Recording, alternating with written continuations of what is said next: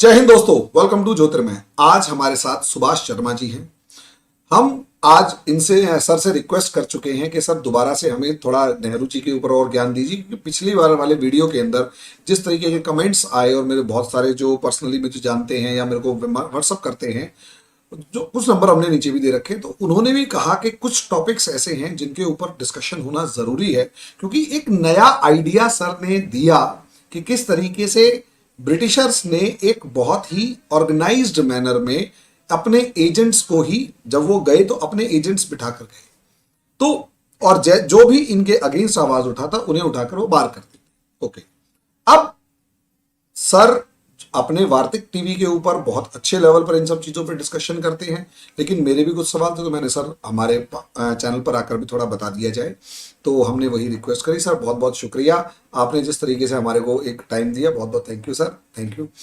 अब topic sir यही है कि एक बहुत ही कंट्रोवर्शियल टॉपिक लगातार चलता है, और ये हमारे पिछले वाले डिस्कशन का ही नेक्स्ट पार्ट है। नेक्स्ट पार्ट ये कि जो भी हमने पिछली जो चर्चा रोकी थी वो यहां रोकी थी कि जो भी एंटी ब्रिटिश आइडिया वाला बंदा था, जो भी इंसान था, चाहे वो बाल गंगाधर तिलक थे, चाहे वो लाला लाजपत राय थे, चाहे बिपिन चंद्र पॉल, चाहे औरबिंदो घोष, चाहे भगत सिंह, सुखदेव राजगुरु, चाहे इवन हम अगर देखें सुभाष चंद्र बोस, चाहे सरदार पटेल, एक एक करके जिस भी इंसान ने ब्रिटिशर्स के माइंडसेट को सपोर्ट करने वाले लोगों को चैलेंज किया, उन्हें बहुत ऑर्गेनाइज्ड मैनर में, स्पेसिफिक मैनर में उठाकर बाहर कर दिया गया।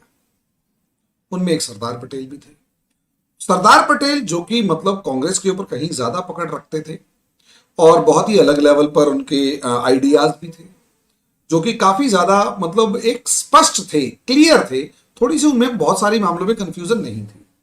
हालांकि जस्टिफाई करते हुए तो हम अलग अलग लेवल पर चले जाते हैं, लेकिन इतना मानना पक्का है कि कहीं ना कहीं जो सरदार पटेल थे उनके पास एक विजन अलग लेवल का था, भले ही थोड़े एजेड हो चुके थे, बीमार रहने लग गए थे, लेकिन मुझे लगता है कि हम इस मामले को, इस बात को जस्टिफाई यहां पर नहीं कर पाते, जैसा कि कई बार कांग्रेस या बहुत सारे स्कॉलर्स करने की कोशिश करते हैं कि सरदार पटेल को अध्यक्ष क्यों नहीं बनाया गया, जबकि 15 जो यूनिट्स थी या 15 जो इकाइयां थी कांग्रेस की, कमेटियां थी, उन 15 में से 12 कमेटियों ने सरदार पटेल का नाम लिया, 2 ने पट्टाभी सीतारमैया का नाम लिया, एक का रिकमेंडेशन आया नहीं था, उसने भी पट्टाभी सीतारमैया का नाम लिया। 15 में से एक भी इकाई को जवाहरलाल नेहरू ने, एक इकाई कमेटी ने जवाहरलाल नेहरू का नाम नहीं लिया, एक ने भी। और दूसरी बात सबसे बड़ी जो इंपॉर्टेंट है वो ये कि 15 में से एक ने भी नहीं दिया, यहां तक कि कांग्रेस वर्किंग कमेटी ने भी नहीं लिया। इसका मतलब नेहरू रेस में थे ही नहीं। जब मीटिंग हुई कि कांग्रेस का प्रधानमंत्री कौन चुना जाएगा या इंटरिम गवर्नमेंट का प्रधानमंत्री कौन चुना जाएगा, क्योंकि जो कांग्रेस अध्यक्ष होता वही इंटरिम गवर्नमेंट का प्रधानमंत्री बनता आगे चल के, तो उस मीटिंग के अंदर गांधी जी ने एक लाइन कही नेहरू जी को कि नेहरू, कोई भी तुम्हें सपोर्ट नहीं कर रहा। नेहरू जी ने उस मीटिंग में नीचे की तरफ देखा, लेकिन फिर भी गांधी जी ने पट्टाभी सीतारमैया की तरफ देखा। पट्टाभी सीतारमैया ने अपने बैग से एक चिट्ठी निकाली और उसमें उन्होंने कहा कि मैं अपना नाम तो वापस ले रहा हूं, लेकिन प्रस्तावक के तौर पर मैं नेहरू जी का नाम आगे बढ़ा रहा हूं कांग्रेस अध्यक्ष के लिए। अब वो इंसिडेंट जब था तो उसके अंदर जब प्रस्तावक के रूप में नाम आगे बढ़ाया गया तो सब शॉक्ड थे। ये एक तरीके से वाइल्ड कार्ड एंट्री थी और गांधी जी ने कहा हां, मैं नेहरू के नाम को सपोर्ट करता हूं। इतनी देर में बाकियों ने भी कहा हां ठीक है, हम भी सपोर्ट करते हैं। इतनी देर में पट्टाभी सीतारमैया ने दूसरा लेटर निकाला अपने बैग से और उठाकर सरदार पटेल की तरफ पकड़ा दिया। सरदार पटेल ने उस लेटर को पढ़ा, उसमें वो ये था कि वो अपना नाम वापस ले रहे हैं। सरदार पटेल चौंक गए, उन्होंने गांधी जी की तरफ देखा। गांधी जी ने सरदार पटेल की तरफ देखकर थोड़ा सा अपना सर झुकाया कि हां, मैं जो कह रहा हूं मतलब जो है वो ठीक है। उन्होंने इस चीज को एग्री किया, चुपचाप एक चिट्ठी पढ़ी जो गांधी ने लिख के दी थी, एक छोटी सी स्लिप, वो उठा के उन्होंने जेब में रख ली और उठाकर जेब में रखने के बाद गांधी जी को सरदार पटेल ने उस पर साइन किए, यानी अपना नाम वापस ले लिया। और सरदार पटेल के नाम वापस लेने के बाद जवाहरलाल नेहरू जो है वो कांग्रेस अध्यक्ष चुन लिए गए। यहां पर स्कॉलर्स ने लिखा है कि गांधी जी ने अपने सबसे प्यारे और सबसे वफादार सिपाही की बलि ले ली। इस सवाल पर जब गांधी जी से पूछा गया बाद में कि गांधी जी ऐसा क्या मामला था, कि मेरे को जहां तक याद है दुर्गादास जी नाम के एक पत्रकार हुआ करते थे, उन्होंने गांधी जी से सवाल पूछा था और उन्होंने ये कहा, गांधी जी से कहा कि आपने सरदार पटेल को प्रधानमंत्री क्यों नहीं बनने दिया। तो गांधी जी ने बड़े सार्कास्टिक वे में कहा, यार नेहरू नहीं मानता। जब दुर्गादास जी उनसे संतुष्ट नहीं हुए तो गांधी जी ने कहा कि यार देखो, एज का फर्क भी था और सब चीजें भी थी, इस वजह से सरदार पटेल को नाम वापस लेना पड़ गया। लेकिन मेरा सवाल यहीं से तो शुरू होता है कि अल्टीमेटली मैं क्या कोई भी इन दोनों उत्तरों से संतुष्ट नहीं होगा। एज का फैक्टर, तो ये किसी को भी नहीं पता था कि अगले 3 या 4 साल में सरदार पटेल जाने वाले। दूसरा, क्या नाम है, नेहरू नहीं मानेंगे, तो इसका मतलब क्या था कि नेहरू नहीं मानेंगे। क्योंकि दुर्गादास जी ने अपनी किताब में लिखा है, जो पत्रकार थे उन्होंने अपनी किताब में लिखा है कि गांधी जी से जब सवाल पूछा तो पहले तो वो टाल मटोल कर रहे थे, फिर उन्होंने कहा। तो दोनों उत्तर जो गांधी जी के थे वो संतुष्ट करने वाले नहीं थे। यानी कोई ऐसी फोर्स थी, चाहे वो जवाहरलाल नेहरू की जिद, और मुझे नहीं लगता कि जिद के आगे गांधी जी इतनी आराम से हार मानने वाले थे। क्योंकि बहुत सारे मामलों में ऐसा था कि गांधी जी कहीं ज्यादा बड़े जिद्दी थे कंपैरेटिवली उस टाइम के दूसरे बड़े नेताओं के मामले में। क्योंकि ऐसे कई सारे मामले आए जब गांधी जी ने अपनी जिद को पूरा करवाने के लिए, चाहे वो भूख हड़ताल पर बैठे चाहे किसी भी मामले में, लेकिन पीछे नहीं हटे। लेकिन यहां गांधी जी का ये जो मामला है थोड़ा ढुलमुल सा नजर आता है कि कुछ तो ऐसा था जो कि यहां पर काम कर रहा था पीछे, बैकडोर। क्योंकि समस्या तो सर तब भी आती है जब अहमदाबाद में पहला लैंडलाइन फोन लगा, और जहां तक मुझे पता है, मैंने कोशिश भी की कि वो अहमदाबाद के अंदर जो पहला लैंडलाइन फोन लगा वो गांधी जी के साबरमती आश्रम में लगा, ना कि जमनालाल बजाज या किसी भी व्यापारी के बड़े धनाढ्य के घर पे लगा। अंबालाल साराभाई जो उस टाइम पर उनके दोस्त होते थे, किसी के घर पे नहीं लगा, गांधी जी के साबरमती आश्रम में लगा, ताकि डायरेक्ट कॉल्स वगैरह पे बात होती रही, जैसा कि मेरे को इंफॉर्मेशन है। सर पिछले वाले वीडियो को हम यहां अगर कनेक्ट करें तो गेम तो कुछ और ही है। और मैं एक चीज और इसमें जोड़ना चाहूंगा, गांधी जी ने सितंबर 1934 में कांग्रेस की प्राइमरी मेंबरशिप से भी रेजिग्नेशन दे दिया था। यानी जब इंटरिम प्रेसिडेंट का चुनाव हो रहा था उस टाइम पर गांधी जी का वहां बैठने का कोई औचित्य नहीं था, क्योंकि गांधी जी प्राइमरी मेंबर भी नहीं थे। लेकिन गांधी जी वहां गए, बैठे, मैनिपुलेट किया, डिसाइड किया, और जवाहरलाल नेहरू प्रधानमंत्री बन गए। बाद में डिसीजन ठीक हुआ गलत हुआ, हम उस पर बाद में बात कर सकते हैं, लेकिन सर खेल तो कुछ और ही था। सॉरी, मैंने थोड़ा लंबा टाइम ले लिया, 8 मिनट तक तो मैं ही बोल गया, सॉरी। लेकिन सर आपसे सुनना चाहूंगा। तो बेसिकली हम बात ये शायद कर रहे हैं कि गांधी के चहेते नेहरू कैसे बने चहेते, और गांधी ने कैसे ताजपोशी उनकी कराई, और नेहरू बेसिकली कैसे व्यक्ति थे, क्या पर्सोना था उनका, क्या पर्सनैलिटी थी। मेरे ख्याल से ये ताना बाना इसके इर्द गिर्द हमारी बातचीत का है। तो नेहरू को, गांधी को तो समझने वाले अभी तक नहीं समझ पाए हैं कि हु वाज गांधी, और गांधी के ऊपर इतना कुछ लिखा गया है। खुद गांधी का खुद का लिखा हुआ वांग्मय जो है वो भी बहुत सारा रखा हुआ है, लेकिन गांधी को समझना बहुत टेढ़ी खीर है और कंट्रोवर्शियल भी है। देश में यदि गांधी को लेकर होते हैं जैसे भगवान की तरह ही कोई आदमी मानने लग जाए तो फिर बात करना संभव नहीं होता है। अदरवाइज गांधी के खुद के वांग्मय में भी इतने कंट्रोवर्शियल चीजें हैं। लेकिन बहरहाल आज हम उस तरफ नहीं जा रहे हैं, बात नेहरू जी की कर रहे हैं। नेहरू जी की ताजपोशी की तो आपने बहुत डिटेल से बात बताई दी है, लेकिन ताजपोशी से पहले का सीन क्या है एक तो जरा उसको देख लेते हैं, और ताजपोशी के बाद का क्या सीन है इसको देखना जरूरी है। असल में तो इंपैक्ट क्या आया उस ताजपोशी का, उसको देखना ज्यादा इंपॉर्टेंट होगा। तो बात यह है कि नेहरू जी कभी फॉर्मल एजुकेशन के लिए स्कूल नहीं गए इंडिया में, घर पे ही ट्यूशन पढ़ते थे, और मोतीलाल जी ने घर पे उनकी व्यवस्था पर ट्यूटर्स वगैरह की करा रखी थी। जो उर्दू पढ़ाने एक इमाम साहब आते थे और एक पंडित जी आते थे, और पंडित जी उनको उस वक्त की जो पढ़ाई हमारी थी उसमें हो सकता है गीता जी भी पढ़ाई जाती थी और हमारे उपनिषदों का भी ज्ञान था, कुछ गणित जो थी आर्यभट्टीय गणित वगैरह वो भी पढ़ाई जाती थी। तो पहले आप हम सबको जानकारी है कि चटशालाओं में, जो आजकल पाठशालाएं कहलाती हैं, पाठ का मतलब होता है पाठ याद कराना। मैं कुछ बोलूं और आप उसको याद कर लो, वो पाठशाला हो गई।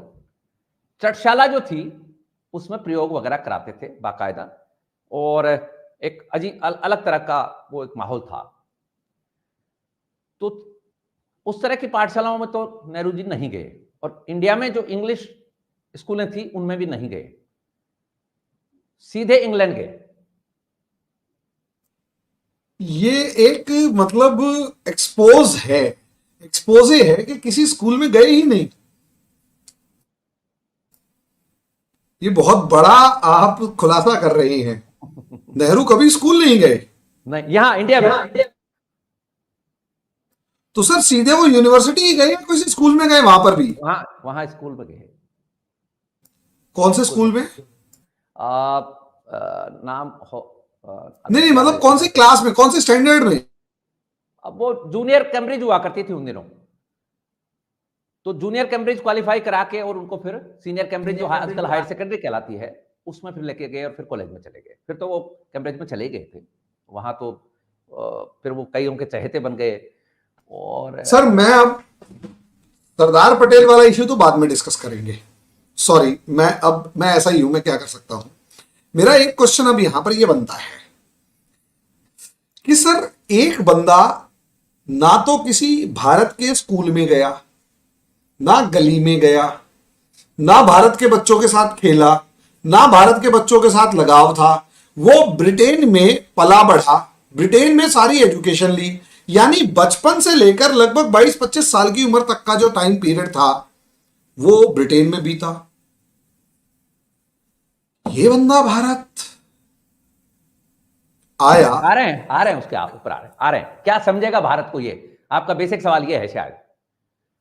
हाँ ठीक है, मैं आई गॉट योर पॉइंट।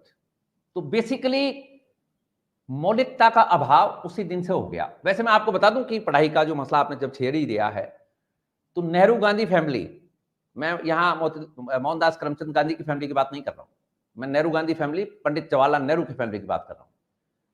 इस फैमिली में 2 ही ग्रेजुएट हुए हैं आज तक। एक थे पंडित जवाहरलाल नेहरू और दूसरी है प्रियंका गांधी, बीच में सब कुछ गायब है। Nobody was graduate, nobody qualified A graduation exam, completed education नहीं है। सर क्या बात कर, इंपीरिकल डेटा दे सकते हैं हम आपको, कि पढ़ लो, आप बता दो हमें किसकी ग्रेजुएशन कंप्लीट है। सर 1929 से मोतीलाल नेहरू का, बल्कि 1925 से जिक्र मिलता है जब इन्होंने स्वराज पार्टी बनाई थी। हालांकि उससे पहले भी अच्छे लीडर रहे हैं, लेकिन ब्रिटेन के बहुत चहेते रहे हैं। सर मोतीलाल नेहरू के बाद जवाहरलाल नेहरू ग्रेजुएट थे और उसके बाद प्रियंका वाड्रा ग्रेजुएट है। सर 1930 में जवाहरलाल नेहरू के अध्यक्ष बनने से लेकर और 2024 तक, मैं मैथ्स भूल गया, लगभग 96 ईयर्स हो चुके हैं या 94 ईयर्स हो चुके हैं। सर अब तक कोई ग्रेजुएट ही नहीं और हमारा देश पागल बना घूम रहा है इनके पीछे। नेहरू जी की ग्रेजुएशन के बारे में भी रिसर्च करने की जरूरत है। मैं व्यूअर से कहूंगा कि कोई यदि ऐसा महारथी हो जो जाके वहां रिसर्च कर सके, तब पता लग जाएगा कि ग्रेजुएशन क्या चीज है और किसने किसको करवाई है और क्यों करवाई गई थी। एक बिलो एवरेज किस्म के व्यक्ति को जो पढ़ने नहीं जा सकता है, उसको जाके वहां ले जाकर ये सब कराना। असल में मोतीलाल नेहरू के जो पिता थे, गंगाधर नेहरू नाम था उनका, और वो 1857 की जो म्यूटिनी जिसको कहा जाता है, वो पहला स्वतंत्रता संग्राम था। उस वक्त वो मुगल दरबार में दीवान थे, गंगाधर नेहरू। और जब अंग्रेज ने वहां मारकाट मचाई तो ये भागकर इलाहाबाद चली गई थी फैमिली। तो एक तो कनेक्शन तो इनका था, और गंगाधर नेहरू के पास कुछ इंफॉर्मेशंस भी थी जो ब्रिटिश गवर्नमेंट के पास आती थी। और इलाहाबाद में भी ऐसा नहीं है कि वो ब्रिटिश गवर्नमेंट की बिना मर्जी के बस जाते। तो वो सब खेल तो चला है। तो कहने का मतलब ये कि गंगाधर जो नेहरू थे वो कनेक्टेड व्यक्ति थे, ऐसा नहीं था कि वो कनेक्टेड नहीं थे। पारसी जो थी, पर्शियन के वो ज्ञाता थे, मुगल कोर्ट का काम करते थे, तो कनेक्शंस थे, और कनेक्शंस और पैसे भी थे, तो चले गए। बहरहाल चलिए, कोई बात नहीं, वहां तक पढ़ाई हो गई, वहां से आ गए, यहां ज्वाइन हो गए कांग्रेस में। अब लोग, कांग्रेसी लोग तो कहते हैं कि वहां आयरलैंड के उसमें भी उन्होंने भाग लिया था, स्टूडेंट लाइफ में लोग करते हैं, लेकिन भाग क्या लिया था ये जरा समझने की जरूरत है। बात ऐसी है कि एक तोता, जैसे रटा हुआ तोता होता ना, इस तरह का सा मसला है नेहरू की पर्सनैलिटी के साथ में। नेहरू की पर्सनैलिटी एक तो स्प्लिट पर्सनैलिटी है, समझ नहीं आती कि वो कहां हैं कहां नहीं है, जहां उनको होना चाहिए वहां होते नहीं है। पूरा उनका अध्ययन करने से पता लगता है कि जहां उनको होना चाहिए था after independence, so called independence, after becoming prime minister, वो वहां नहीं रहे। एक देश का प्रधानमंत्री जिसको जो जो करना चाहिए था वो काम नहीं हुए, और एक अजीब यूटोपिया में जीता रहा ये व्यक्ति, एक अजीब दुनिया के संचरण में भ्रमण करता रहा कि ऐसी दुनिया बनेगी जो दुनिया कभी वास्तविकता में हो नहीं सकती। तो स्प्लिट पर्सनैलिटी, वहां से आते हैं, यहां कनेक्शंस पूरे थे, और जैसा कि आपने बताया कि कनेक्शन वाले लोगों को ही कांग्रेस में लिया गया था। एक क्लब कल्चर बनाई गई थी, हम पहले भी डिस्कस कर चुके थे, और इस क्लब कल्चर में धीरे धीरे जो लोग प्रमोट होते गए वो लोग वही लोग थे जो वहां की ज्यादा सेवादारी करते थे। 1950, लोगों को बड़ी गलतफहमी है कि 1947 में भारत को आजादी मिल गई।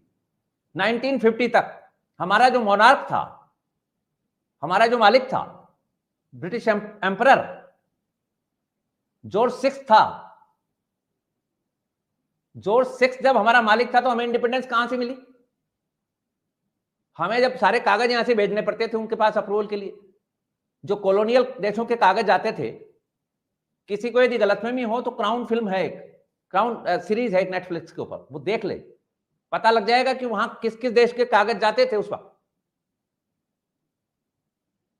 तो ये काम तो चल रहा था, माउंट बैटन यहां बैठा हुआ था, तो काय की आजादी थी फिर? वो एक मिली भगत का सा खेल चल रहा था, और तोता रटन थी ये सेकुलरिज्म, सोशलिज्म, कम्युनिज्म, ये नारे लेकर आए थे नेहरू जी वहां से, जो यूरोप में उस वक्त रेनेसां के टाइम चल रहे थे।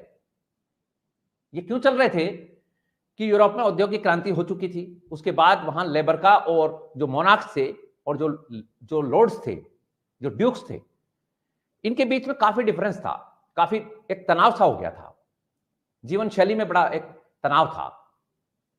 ड्यूक्स और लॉर्ड्स जो थे वो पेजेंट्री क्लास को, कॉलोनियल जो कंट्री जिसको कहते हैं पीपल ऑफ द कंट्री, उनको लाइक नहीं करते थे, डिसलाइकिंग थी। तो इसीलिए तो लेबर पार्टी बनी इंग्लैंड में। लेबर पार्टी की जरूरत क्या थी अदरवाइज? और इसी लेबर पार्टी के नेताओं ने, वैसे देखा जाए तो भारत जैसे देशों की जो कॉलोनियल पावर के अंडर में थे, उनकी मदद भी की है। सेकेंड वर्ल्ड वॉर के बाद लेबर पार्टी ज्यादा प्रभावी थी, वोकल थी, और एटली तो पीएम बन ही चुके थे, तो ये भी एक कारण था। लेकिन ये जो लाडले सपूत थे ब्रिटिश एम्पायर के, जिनके पास सारी खबरें आती जाती थी, सारे काम उनके करते रहते थे, आप देखे जरा, एम्परर की गुलामी 50 तक हमने बता दी, 1950 तक, और कॉमनवेल्थ का कैटेगरी में आप आए हुए हो। India is not he, India is she. You cannot right the India, the US लिख सकते हो आप, द यूके लिख सकते हो आप, लिखोगे, लिखना पड़ेगा। इंडिया लिखोगे तो आपको लिखना पड़ेगा शी। ये क्या तरीका है भाई? ये डिमोरलाइज क्यों कर रहे हो आप हमें? और नेहरू जी ने खुद ने, गांधी जी ने खुद ने अपने लेटर्स में लिखा है शी फॉर द इंडिया। ये जो एडजेक्टिव लगाया है, दोनों ने लगाया है, ये दोनों जो बड़े महान थे। भाई व्हाई आर पुटिंग शी? हम किसी जेंडर इनइक्वालिटी में बिलीव नहीं करते, लेकिन while are you insulting us, while you are humiliating us, then I have to represent myself, present myself. ये क्या तरीका हुआ कि एक अच्छे वाले आदमी को आप इस तरह की गाली बक दें? इस तरह एक अच्छे भली संस्कृति को, इतनी विराट संस्कृति, इतनी महिमापूर्ण संस्कृति को आप इस तरह से खंडित कर रहे हैं, कोशिश कर रहे हैं। तो इन्होंने कभी रिजेंट नहीं किया। बहरहाल ये जो तोता रटन की तरह लेकर आए थे ना सामग्री अपने कंधों पे लाद के, ये अंग्रेजों को भाती थी कि नहीं ये आदमी ठीक है, ये नारेबाजी ठीक देता है, और ये कांग्रेस ठीक काम कर रही है। अदरवाइज 1857 में ये जो लोग थे, मंगल पांडे के साथ ही, इवन रानी लक्ष्मीबाई, तात्या टोपे, इनको मुगल दरबार ने कहा था ना कि आप हमारे साथ आ जाओ। सबसे पहला रिजेंटमेंट किया था मंगल पांडे ने कि भाई आप उनका विरोध करके फिर आप हमारे ऊपर मुसल्लत करोगे अपने पावर। और वो स्वतंत्रता संग्राम जो था वो इसीलिए स्प्लिट हो गया कि जो प्रिंसली स्टेट्स थे उन्होंने अपनी मदद नहीं दी, क्योंकि वो दरबार के उसमें थे। हालांकि बहादुर शाह जफर के ऊपर आई आफत, फिर वो लाल किले में गए लोग और वहां एक सेना का भी गठन हुआ, वो लेकिन इरादा जो था वो पूरा नहीं हो पाया, क्योंकि यहां जो म्यूटिनी के सेपोइज थे, सेपोइज में एक बात आ गई थी कि यार हमने ब्रिटिश फौज को हरा दिया, तो ये मुगल हमारे ऊपर वापस अत्याचार करेंगे, तो इससे फायदा क्या मिला हमें। तो स्प्लिट हो गया, वो डिवाइड हो गया आंदोलन। लेकिन जो मौलिकता थी, जो विजन था, जो धारणा थी, वो मंगल पांडे जैसे लोगों की इनसे ग्रेटर थी, पंडित नेहरू जैसे नेताओं से ग्रेटर थी। पंडित नेहरू ने कभी भी 1950 तक ये नहीं कहा कि भाई सामान समेटो। जब आप कंप्लीट इंडिपेंडेंस की बात कर रहे थे, क्विट इंडिया की बात कर रहे थे, तो आपने अपने सिर के ऊपर इनको क्यों रखा भाई, ये माउंट बैटन यहां क्यों बैठा रहा, और जिन्ना ने क्यों मना कर दिया पाकिस्तान बनते ही, no, first governor general of Pakistan will be Mohammad Ali Jinnah, me. उसने नहीं लिया इनका साथ, because he was very clear in his politics. Muslim League की पॉलिटिक्स में, इवन मुस्लिम लीग की पॉलिटिक्स को भी हम छोड़ दें, तो जिन्ना की जो खुद की पॉलिटिक्स थी उसमें वो बहुत क्लियर था कि मुझे क्या करना है। अब देख 1937 के आसपास में कांग्रेस सेकुलर होने का सा एक नेहरू जी के नेतृत्व में एक बात छेड़ती है। आज नेहरू जी के जो फॉलोअर वो कहते हैं कि उस वक्त जो इलेक्शन कांग्रेस ने जीते प्रजा परिषदों के, वो इस सेकुलर के नारे की वजह से जीते। मैं इनसे पूछता हूं कि इस नारे के बावजूद मुस्लिम लीग कैसे बन गई और मुस्लिम लीग को सीटें कैसे मिली। जो रिजर्व सीटें थी मुस्लिम लीग के लिए, उन सीटों के ऊपर मुस्लिम लीग को आपने दिया क्यों फिर, जब सेकुलर बन रहे थे आप। एक बहुत बड़ी कंट्रोवर्शियल बात है ये हरिमोहन जी, आपके व्यूअर्स को मैं उधर ले जा रहा हूं कि इतनी बड़ी कंट्रोवर्सी को छिपाए रखा है अभी तक। जब सेकुलर स्टेट की बात अवधारणा बना रही थी कांग्रेस, नेहरू बना रहे थे, तो फिर मुस्लिम लीग क्यों बनी, क्या जरूरत आन पड़ी थी इसकी, ये समझने से बाहर की बात है। अब लोग कहते हैं हिंदू महासभा बन गई थी इसलिए बन गई, अजीब सी बात है।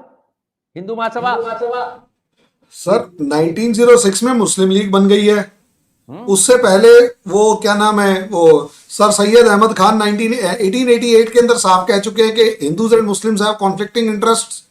1915 में जाके बनी है हिंदू महासभा, तो क्या मतलब ये कैसे कह सकते हैं। तो कहने का मतलब हमारा यह है कि कांग्रेस की वो जो नेहरूवियन पॉलिटिक्स थी सेकुलर वाली, वो भी इस देश में चल नहीं पाई, अदरवाइज देश के टुकड़े नहीं होते। क्योंकि सबसे बड़ी पार्टी कांग्रेस उभर कर आई, देश को जोड़े रख सकती थी, और जहां आज पाकिस्तान बना हुआ है वहां मुस्लिम लीग नहीं जीती थी। लेकिन ब्रिटिश हुकूमत के वो जो टेलीफोन आपने बताया ना लगा हुआ, तो आदेश तो आ रहे थे ना वहां से कि भाई ऐसा करो ऐसा करो और तुम्हें इतना सा मिल जाए। बेसिकली कई लोग तो कहते हैं नेहरू जी तो ये भी खुश थे कि मेरे को जम्मू कश्मीर का प्रधानमंत्री बन जाऊं तो मैं तो ठीक ही है, बल्ले बल्ले अपनी एक देश तो मिलेगा। तो कहने का मतलब यह है कि एक स्प्लिट टाइप की बिना मौलिक ज्ञान के एक थोपी हुई सी कहानी। आ गए साहब तोता रटंत करने, यहां जेल में किताबें लिख रहे हैं। जेल में आप किताब यहां आज नहीं लिख सकते। आज इंडिपेंडेंट इंडिया की जेल में आप किताब लिख के बता दें, मैं गारंटी देता हूं आपसे, रेफरेंस बुक्स आपको लाके दे दे कोई, मैं गारंटी देता हूं, कोई पेपर कलम लाके देते मैं गारंटी देता हूं, लेकिन नहीं कर सकता। ना कोई रूम मिलता है यहां, और ना कोई कितना ही पढ़ा लिखा चला जाए उसको वही सेल में ही रहना पड़ता है। उस जमाने में जब दमन चक्र चल रहा था, सो कॉल्ड कहने के लिए, उस दमन चक्र में आपने किताबें लिख दी, letters to daughter from the jail, autobiography, discovery of India. अब डिस्कवरी ऑफ इंडिया की ले लीजिए आप, नेहरू की पर्सनालिटी समझ में आएगी लोगों के। नेहरू कहते हैं डिस्कवरी ऑफ इंडिया में कि भारत जो है वो हजारों साल से सेकुलर रहा है। मोहनजोदाड़ो हड़प्पन जो सोसाइटी थी वो सेकुलर थी। अब इनको कोई पूछे, महाराज को अभी जिंदा होते तो मैं पूछता इनसे कि भाई आपको 6000 साल पहले का कहां अंदाज हो गया, 8000 साल पहले उस वक्त कैसी सोसाइटी थी, क्या चल रहा था वहां, आप सेकुलर कैसे कह सकते हो। ये सेकुलर तो बहुत नई सी टर्म है। सहजीविता एक बात हो सकती है, तो सहजीविता तो भारत के हिंदू कल्चर में, सनातनी कल्चर में आज भी है। आज भी हम चींटी को बचा कर रखते हैं, चींटी को अन्न देते हैं, गाय को रोटी देते हैं, कुत्ते को रोटी देते हैं, पहाड़ की रक्षा करते हैं, वृक्ष की पूजा करते हैं। और सजीवता क्या होती है? इकोलॉजिकल बैलेंस इसी को तो कहते हैं।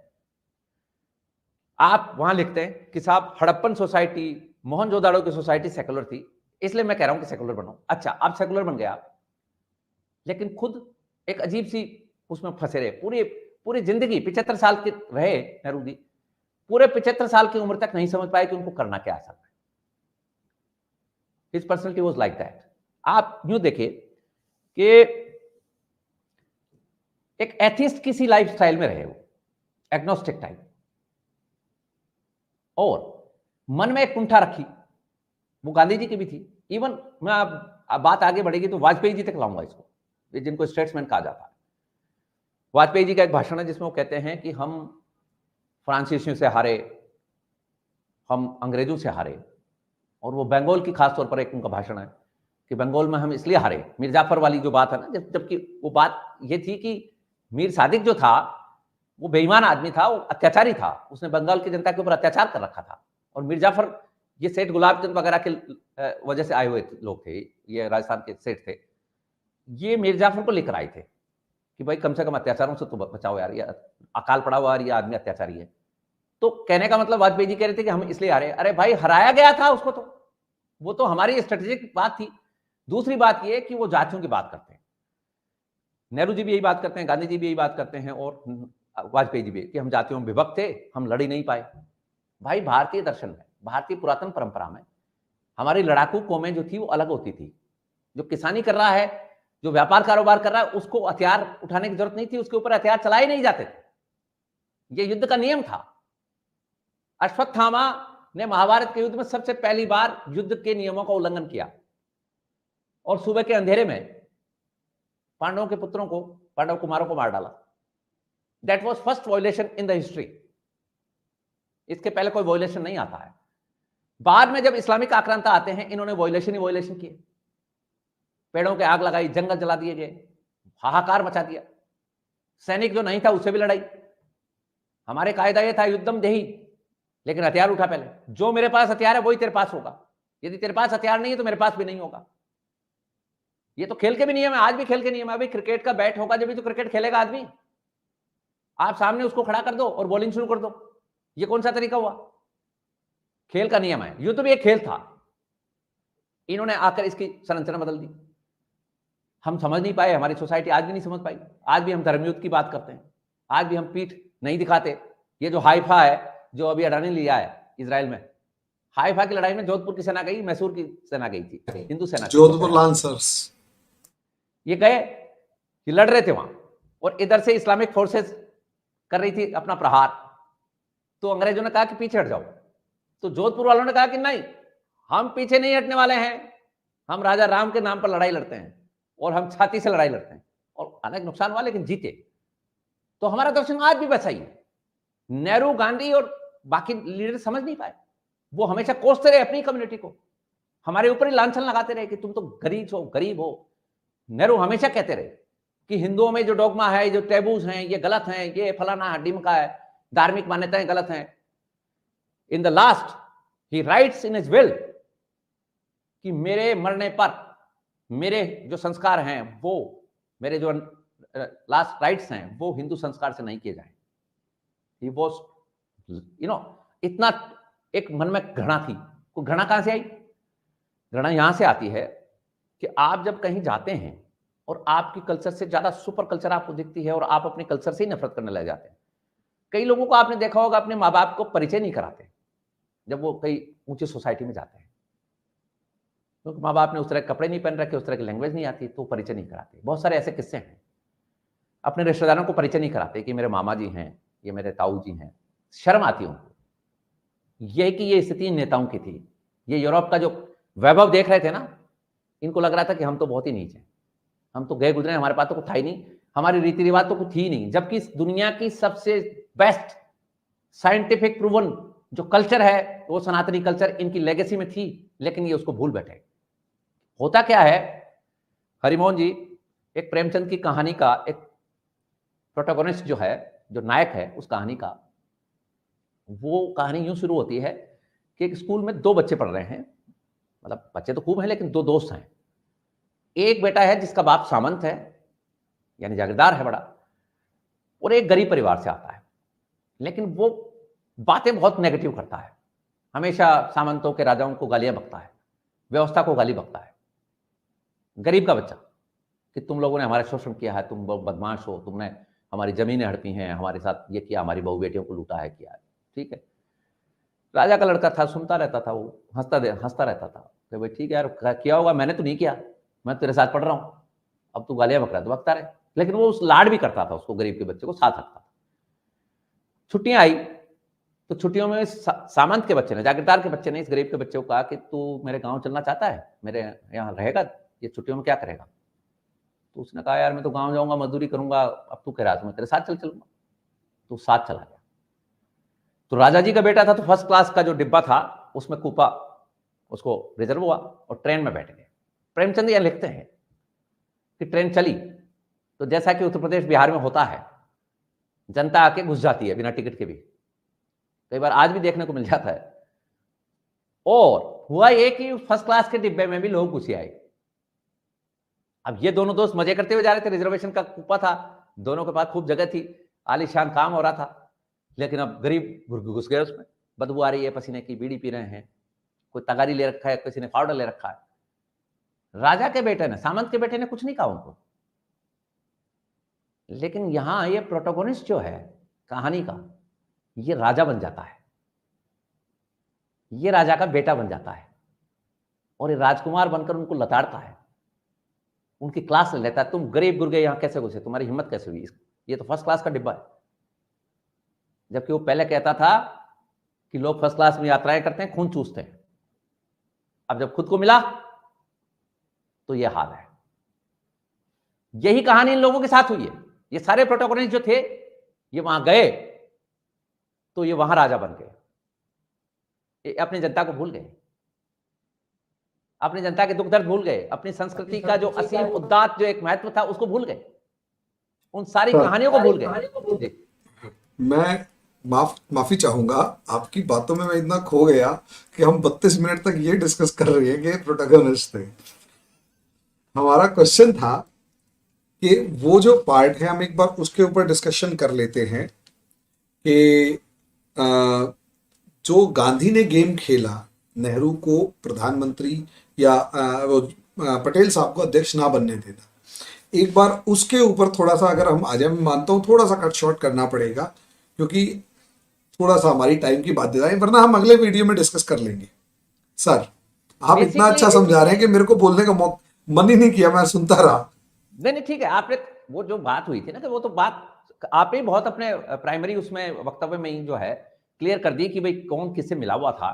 बेसिकली ब्रिटिश गवर्नमेंट जो चाह रही थी वो इस देश पे हो रहा था, टू बी वेरी फ्रैंक। बात यहां वो जब चली थी तो नेहरू जी के बारे में थोड़ा सा हम विस्तारित जानकारी के साथ आ रहे थे कि नेहरू जी की पर्सनैलिटी असल में थी कैसे। अब एक जरा उसको और एक बार साइड में रख लेते हैं, पहले इसको चैप्टर को फिनिश कर लेते हैं, if you permits. If you permit, then I will lead the program. Sir बिल्कुल, आपकी आपका शो है, आपका जैसा आप चाहें वैसा, बिल्कुल ठीक है। तो चलिए पहले तो आप वाला जो चैप्टर है ना, बेसिकली ये तो क्लियर हो गया ना कि ये जितने भी नेता बनाए गए ये सारे ब्रिटिश हुकूमत के बनाए हुए हैं, इसमें कोई संदेह नहीं करने की जरूरत ही नहीं है। कांग्रेस की स्थापना के बाद में कांग्रेस के नए नारे, कांग्रेस के नए नारों के साथ में quit India, second world war में भारत के सैनिक जा रहे हैं, तो किस तरह का रिजेंटमेंट था आपका, किस तरह का विरोध था? आप टोटल बकवास कर रहे थे।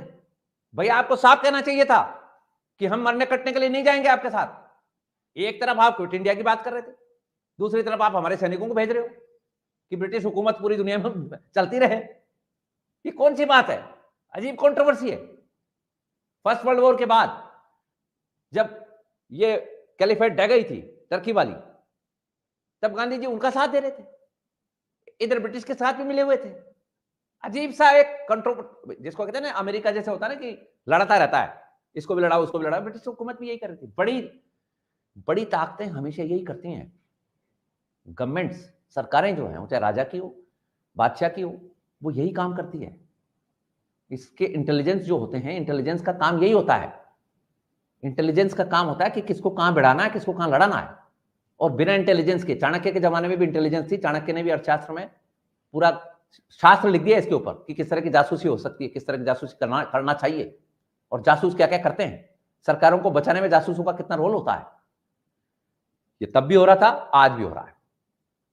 और वो जो जासूस बने हुए लोग थे, जिनके घरों पर टेलीफोन लग रहे थे, आपने इशारा कर ही दिया, और क्या सुनना है भाई। बात वो जो वहां से लेटर्स आ रहे थे, सेक्रेटरी तक, आप मुझे बताओ एक बात, गांधी जी को सेक्रेटरी कौन दे रहा था?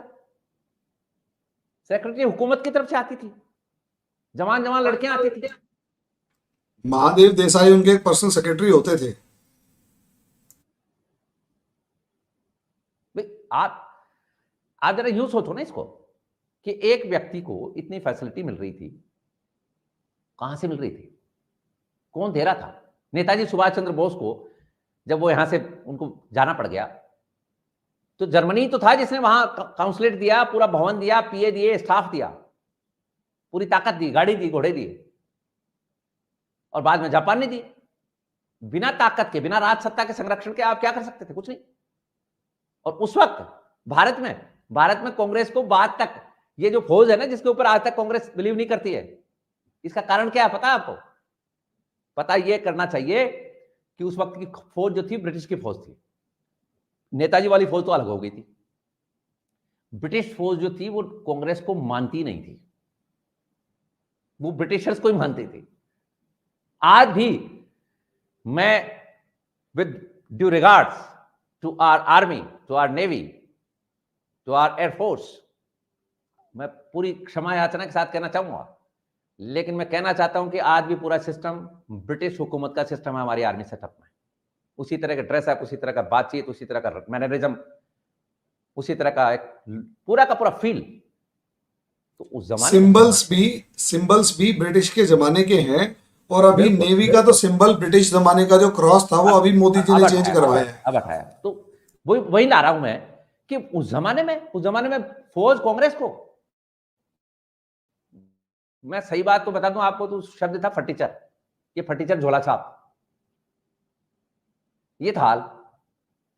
तो कहने का मतलब हमारा ये है कि गांधी जी ने जिस तरह से इशारा हुआ, ऊपर से इशारा ट्रांसफर हो गया, और ट्रांसफर होने के बाद ये नेहरू जी आगे आ गए, और नेहरू जी ने अपना काम आगे बढ़ा दिया। अब एक बात और कर लेते हैं नेहरू जी के बारे में। नेहरू जी बेसिकली हिंदुओं से चिढ़ते क्यों थे? कि वो कहते थे कि हिंदू अपने इस रिचुअलिस्टिक उसमें, परंपरा में, आध्यात्मिक उसमें फंसा हुआ है, तो ऐसा देश तरक्की नहीं कर सकता, और साइंटिफिक टेम्परामेंट जरूरी है। Okay, no problem, agreed. लेकिन नेहरू के बारे में एक और है, गांधी ये कहते हैं कस्तूरबा को, कि कस्तूरबा नेहरू जो है ये अध्यात्म में लीन रहता है। तो दोनों, ये स्प्लिट पर्सनालिटी है। एक तरफ हिंदुओं को गाली देना, हिंदुओं की गरीबी, हिंदुओं की समस्याओं को गाली दे रहे थे असल में नेहरू जी, क्योंकि वो वो यूरोपियन बन गए थे एक तरह से। तो यूरोपियन बनने के बाद वो, जैसे वो राजा का बेटा कुछ नहीं बोल रहा है, लेकिन वो जो बन गया है बेटा ट्रेन के कुप्पे में, वो नेहरू जी के साथ हो रहा था। तो नेहरू जी के साथ ये प्रॉब्लम कि वो अध्यात्म में बिलीव भी कर रहे थे, काम भी कर रहे थे अध्यात्म के ऊपर, लेकिन हिंदू रिचुअल और हिंदू धर्म के ऊपर बड़ी उनकी हेट्रेड थी। दूसरी बात, जो गांधी के वारिस बनकर आए, गांधी ने जिस भी परिस्थिति में वारिस बनाया, कोई व्यक्ति ऐसा इस दुनिया में नहीं है साहब जो कि अपनी गद्दी को किसी को दे दे। यदि ऐसा होता तो गांधी जी नेताजी सुभाष चंद्र बोस की ऐसी की तैसी नहीं करते। बन गए थे ना अध्यक्ष, भाई आपको तो चाहिए नहीं, तो बन गए निर्वाचन के साथ में। अब आप विरोध क्यों कर रहे हो? इसका मतलब आप सत्ता का मोह नहीं छोड़ पा रहे थे, और सत्ता का मोह, जो आपको सत्ता मिली हुई थी कहीं और से, वो आप उसको मेंटेन रखना चाहते थे। भाई नेहरू को ले आओ, सजेशंस आए तो नेहरू का नाम आया, ऊपर से भी हरी झंडी मिल गई कि ठीक है, he is a good guy, cool guy, we like him. ज्यादा उछल कूद नहीं है, मौलिकता नहीं है, ज्यादा मौलिकता सरदार वल्लभ भाई पटेल में मौलिकता थी। इस देश का एक मौलिक ज्ञान था उनको पल्स का पता था। तो नेहरू जी को नहीं पता था। अब आप देखिए, हिंदू मंदिरों से, रिचुअल से, कर्मकांड से नफरत और बुद्ध को प्रोपोगेट करना, ये कॉन्ट्राडिक्शंस दे रहा हूं मैं आपको।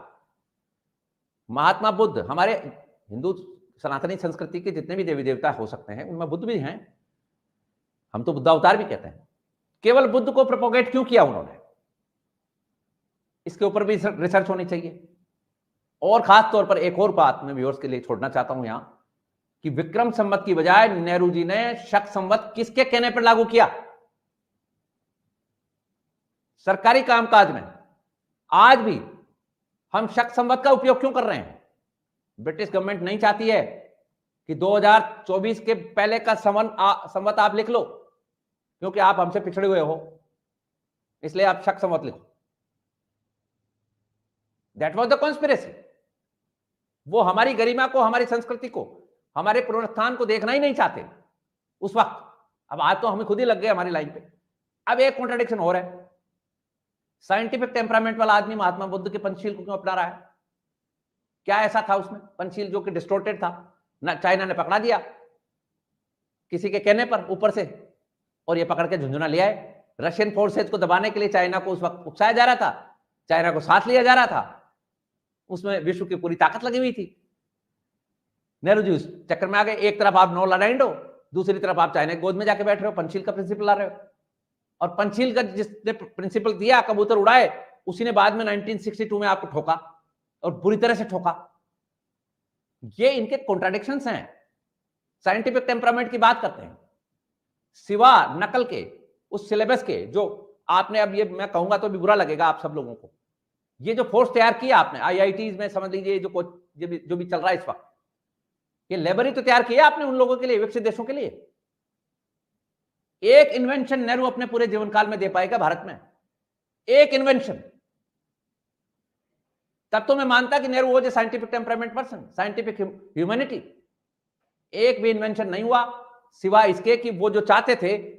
अब नेहरू जी को आईआईटी का वो बताते हैं, आईआईटी, अरे भाई आईआईटी उनकी देन है जिन्होंने दी आईआईटी आपको।